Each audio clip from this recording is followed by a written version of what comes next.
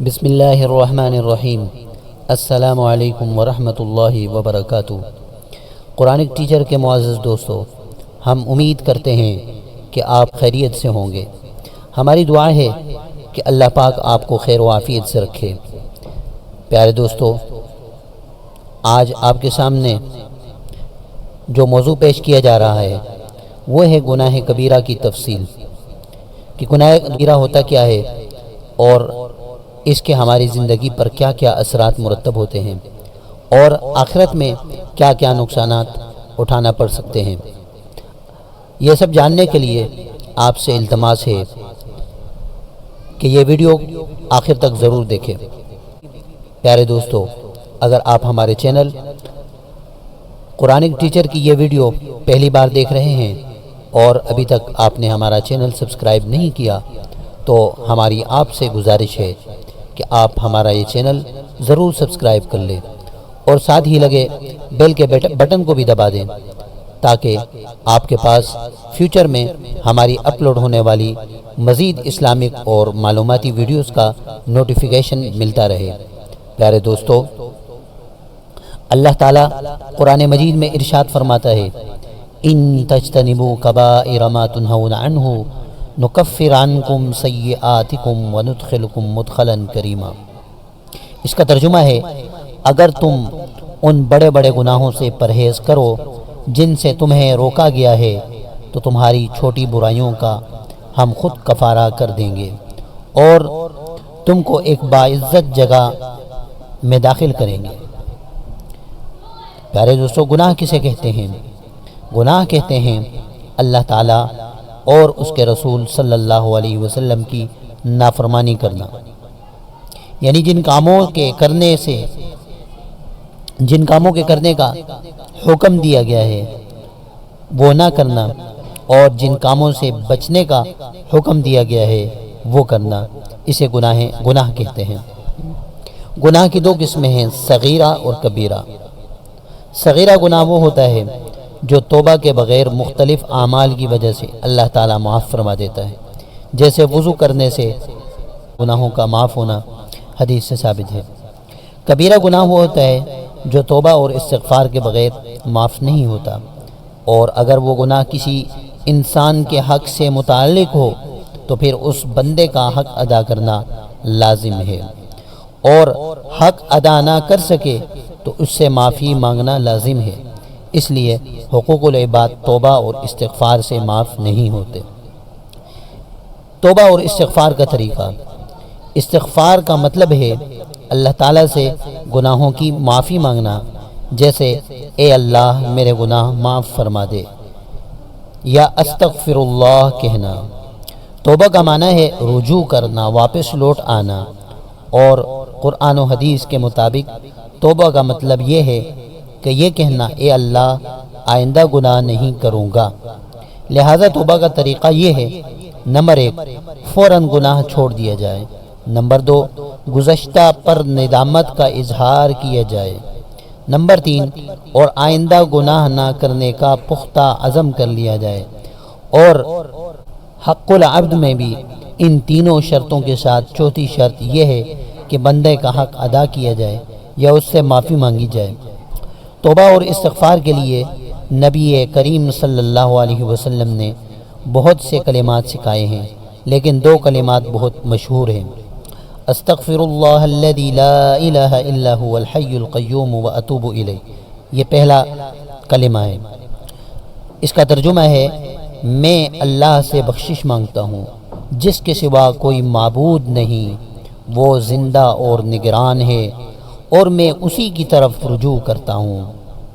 اور دوسرا کلمہ اس توبہ کے لیے جو نبی علیہ السلام نے ارشاد فرمایا وہ ہے، استغفر اللہ ربی من کل ذنب واتوب الیہ۔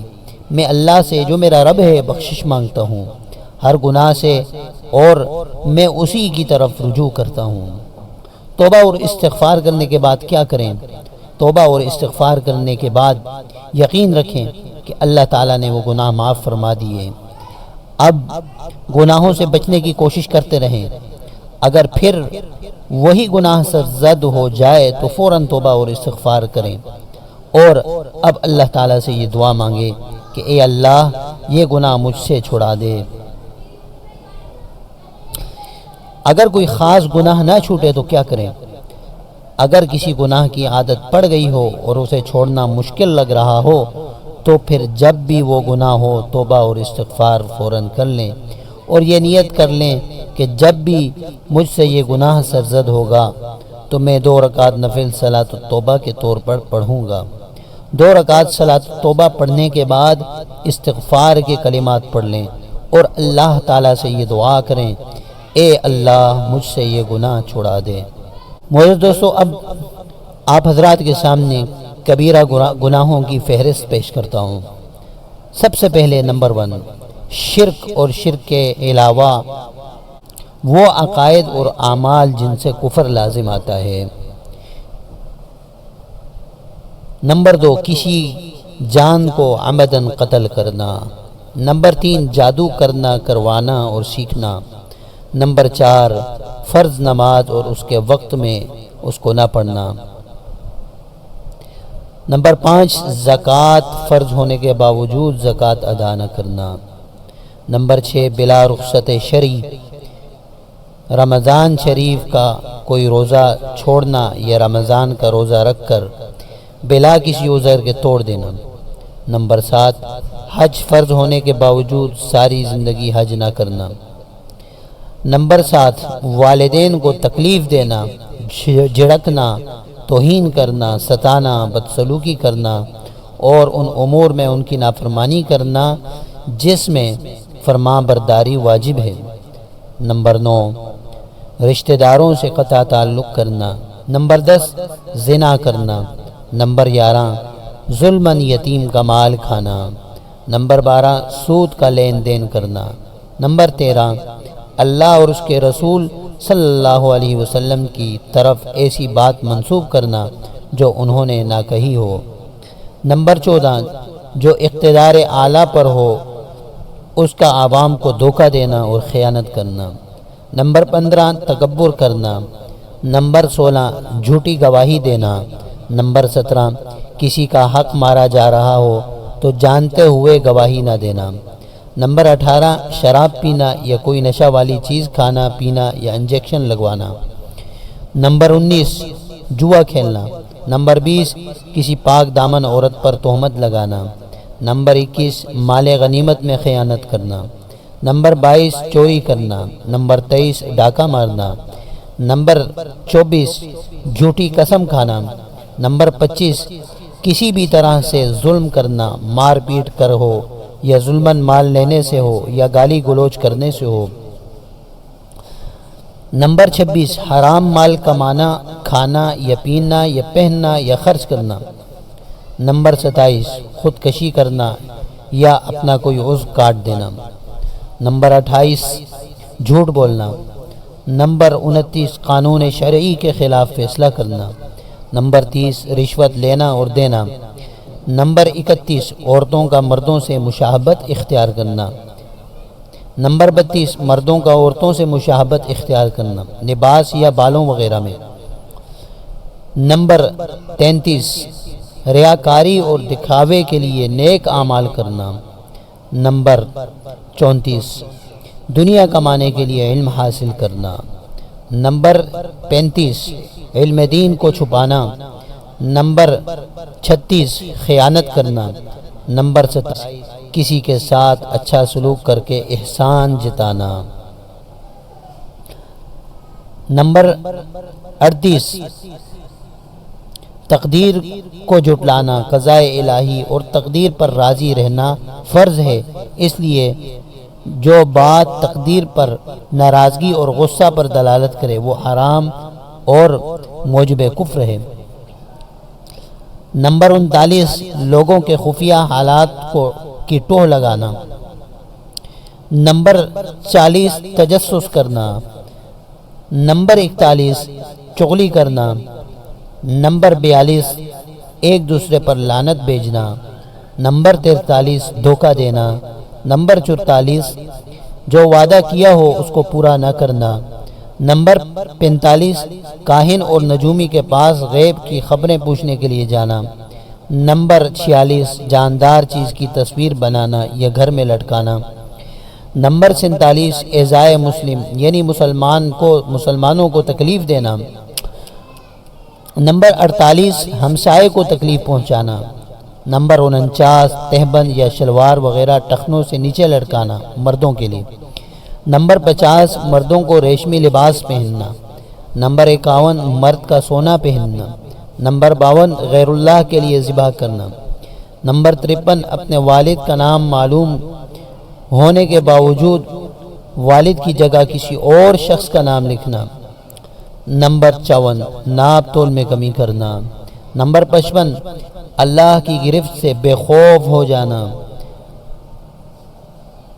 نمبر 56 اولیاء اللہ کو تکلیف دینا۔ نمبر 57 نماز باجماعت کا اہتمام نہ کرنا۔ نمبر 58 بغیر شرعی عذر کے نماز جمعہ چھوڑ دینا۔ نمبر 59 ایسی وصیت کرنا جس سے کسی وارث کو نقصان پہنچانا مقصود ہو۔ نمبر 60 مسلمانوں کے پوشیدہ حالات کی ٹوہ لگانا اور جاسوسی کرنا۔ نمبر 61 کسی صحابی کو گالی دینا۔ نمبر 62 کسی ظالم کی مدد کرنا اس کے ظلم کرنے میں۔ نمبر 63 قدرت ہوتے ہوئے امر بالمعروف اور نہی عن المنکر نہ کرنا۔ نمبر 64 قرآن مجید کو حفظ کر کے قرآن حکیم بلا دینا۔ نمبر 65 کسی حیوان جانور کو زندہ جلانا۔ نمبر 66 اللہ کی رحمت سے نا امید ہو جانا۔ نمبر 68 اللہ کی حرام کردہ چیزوں کو کھانا۔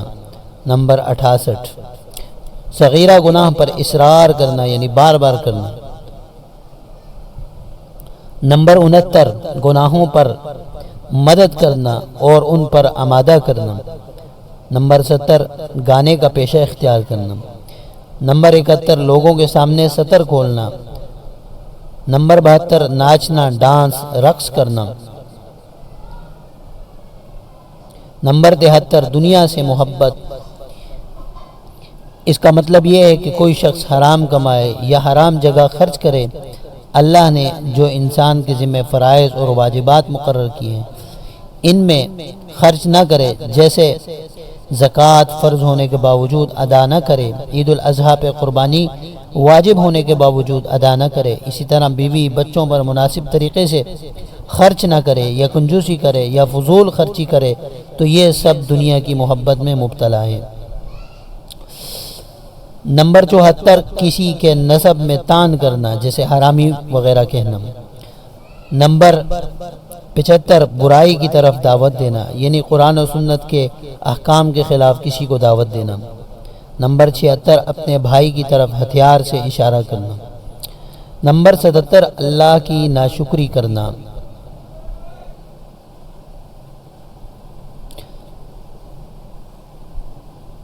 نمبر 78 کسی مسلمان کو کافر کہنا جبکہ اس کے اندر کفر کی کوئی وجہ نہ ہو۔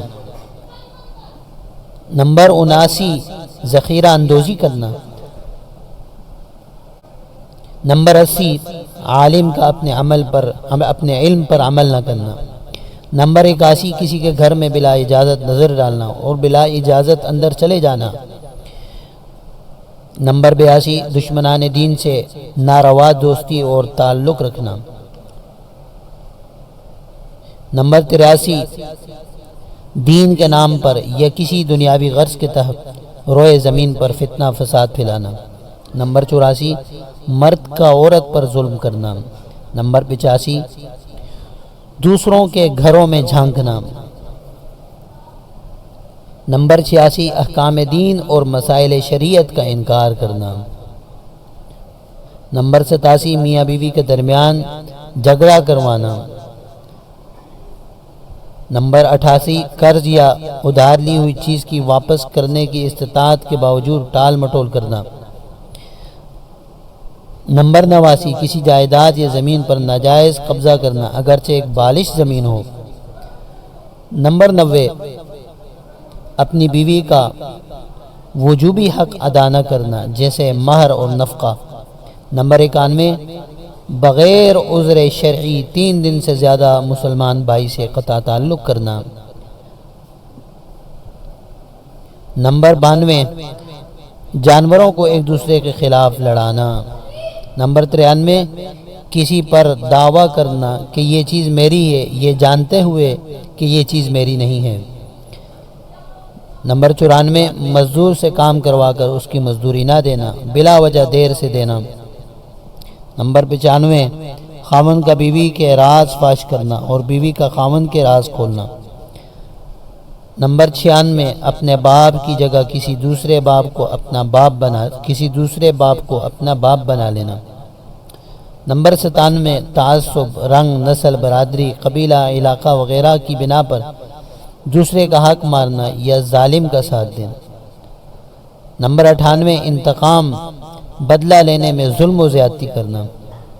نمبر 99 اللہ تعالیٰ کے بارے میں برا گمان رکھنا، سوء الظن باللہ۔ نمبر 100 اجنبی عورت اور مرد کا تنہائی میں بیٹھنا۔ میرے معزز دوستو، یہ سارے کے سارے کبیرہ گناہ ہیں۔ ان میں بہت سارے گناہ ایسے ہیں جن کا تعلق اللہ کے ساتھ ہے، اور بہت سارے ایسے ہیں جن کا تعلق مخلوق کے ساتھ ہے۔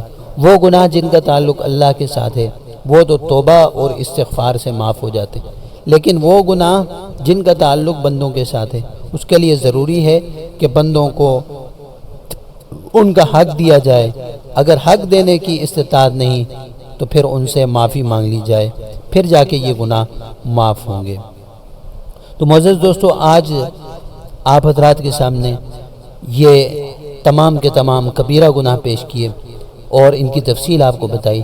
یقیناً انشاءاللہ اس سے آپ بچنے کی کوشش فرمائیں گے، اور ہم امید کرتے ہیں کہ آپ کو آج کی ہماری یہ ویڈیو ضرور پسند آئی ہوگی۔ اگر آپ کو ہماری یہ ویڈیو پسند آئی ہے تو آپ سے گزارش کرتے ہیں کہ آپ ہمارے چینل قرآنک ٹیچر کو ضرور سبسکرائب کر لیں اور گھنٹی کے بٹن کو بھی دبا دیں تاکہ آپ کو ہماری ہر نئی آنے والی ویڈیوز کا نوٹیفیکیشن ملتا رہے۔